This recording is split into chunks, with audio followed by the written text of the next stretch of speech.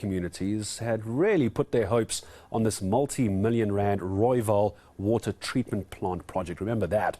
It was supposed to alleviate their situation, but the money, amounting to nearly 300 million rand, has been misappropriated. It has not gone to where it's supposed to. The SIU has now been given the nod by the country's president to look into the Tshwane Metro. Water and Sanitation Minister Senzo Mchunu are even visiting the affected communities today. Let's discuss what he had to say about this. Bafedile Moerane is out there for us. Hello, Bafedile. Bring us up to speed. What has the minister at the centre of the water issues got to say about what's happening there?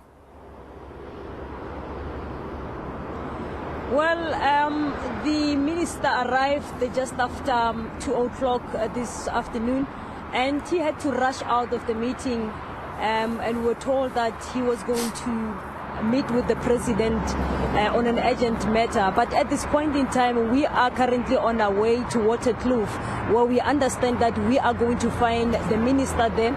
He is also going to engage with residents of Waterkloof on issues of water challenges. But then the Deputy Minister David Mahlobo stand on his behalf.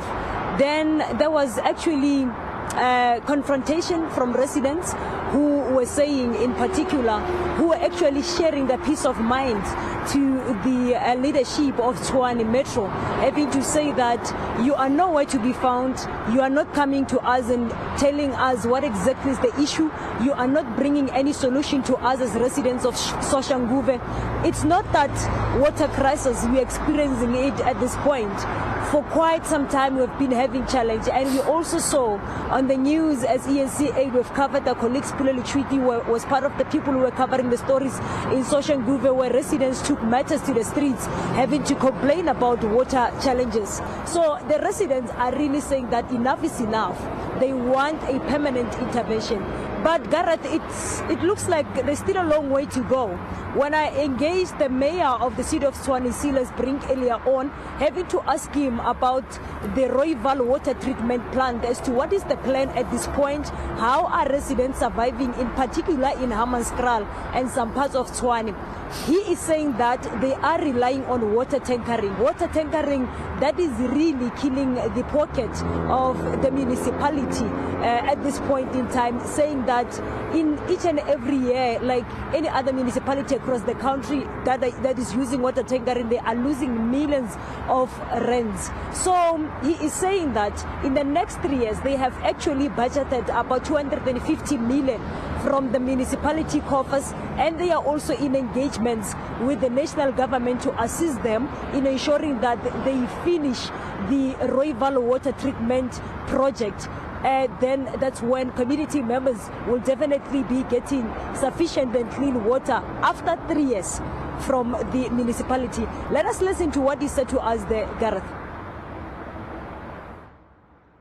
So the city has budgeted 450 million rand over the next 3 years. That's enough to get us started and to do some significant work. But what we have said is we're going to need technical engagement from national government to make up the funding gap as we reach higher stages of the project. At present, the city is providing water tankers to that area. And as I mentioned before, it is unfortunately a very complicated business to be in, because you've got to check that the water tankers abstract from the right spots. You've got to check that they don't exploit people. You've got to coordinate with communities. But in the meantime, until we can fix the Rooiwal wastewater treatment plant, upgrade it and do upgrades at the timber supply area, that is the situation that we have. Obviously, there was a fire at the substation that powers the Rooiwal wastewater treatment plant, and luckily teams could work through the night, and luckily power is restored via another source to the treatment plant. So that should stabilize the situation. Yeah, but it's just words coming through from authorities, Bafedile. I think, as you explained very nicely earlier, that it's not good enough for the residents. They want permanent answers, and they want permanent answers now. Bafedile Moerane, thank you very much on that story for us. Tshwane communities still without water, and she makes a good point. What is still going on up in Hammanskraal? If it's not the cholera in the water, then it's no water at all. Of course, we'll stay on it for you here on eNCA.